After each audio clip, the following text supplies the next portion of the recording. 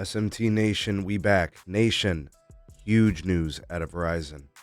This type of news will beg into question how Verizon is running their business. This is really, really big. This is probably going to become a thing, a point of contention at the earnings call, which is only like a week away. Wow, this is pretty major stuff here. Verizon is writing off $5.8 billion from its business segment. Massive. All right. So this just coming across, all these different news outlets as of like noon. So it's only been a couple of hours. Let me tell you guys what's going on, what this means, what it could potentially mean for Verizon, what's been happening there. The link for the Bloomberg article will be in the description. I know that they have a paywall, but I think it's worth visiting this. I'm sure other articles will be picking it up soon here. So be on the lookout for more stories on it. Ways to support the SMT down in the description as well. All right, so Verizon, the biggest carrier in the country, indicated to investors, to the public, they are going to write off $5.8 billion for the fourth quarter of 2023. It is cutting the value of its wireline business.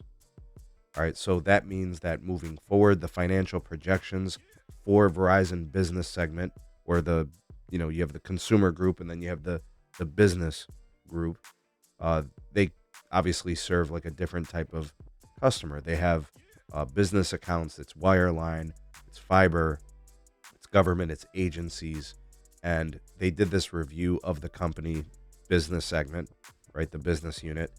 And there must be horrible, awful inefficiencies.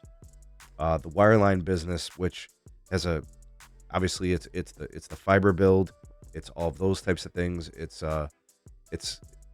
also outdated infrastructure. It's going to require reinvestment.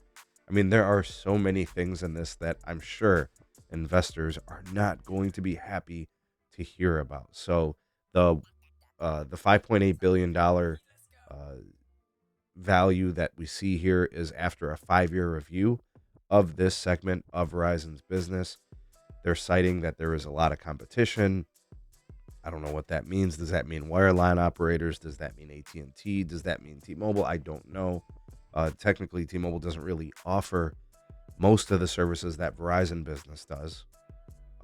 But with an uncertain economy, with things kind of looking shaky in the future, Verizon might be kind of trying to get ahead of what might be coming down the road here. Verizon's business did see a 4% decline in revenue last quarter for Q3. Maybe that's been a situation that has been ongoing. I haven't really been tracking it, but this might be something worth noting. Wow, guys. Future looking, this has major implications.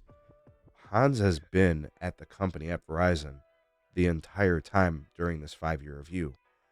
I'm not sure how investors are going to take to this. I'm positive they're not going to be happy. I just don't know how much urgency that this creates, but one would guess, whatever the case may be, there are some really awful inefficiencies on this part of the business. I would also expect some major price hikes to kind of coincide with this to the business segment of what Verizon does. So enterprise, agency, business customers, they already pay premium pricing. It's probably going to get much more expensive. I mean, I'm looking at maybe a 25% price increase on most goods and services that Verizon is going to be selling moving forward. Wow. They're saying that growth is going to stay muted through 2024. That's no light at the end of the tunnel. That would mean at the very least, at the earliest, we might see something of a turnaround in 2025. We thought the consumer growth problem was the issue. We thought prepaid was the issue. That's a lot of dough to be writing off almost $6 billion. That's the value of their free cash flows for a huge quarter. Not good. What do you guys think about all this? Sound off in the comment section below. You are the voice of the people, the SMT Nation. Let your voice be heard.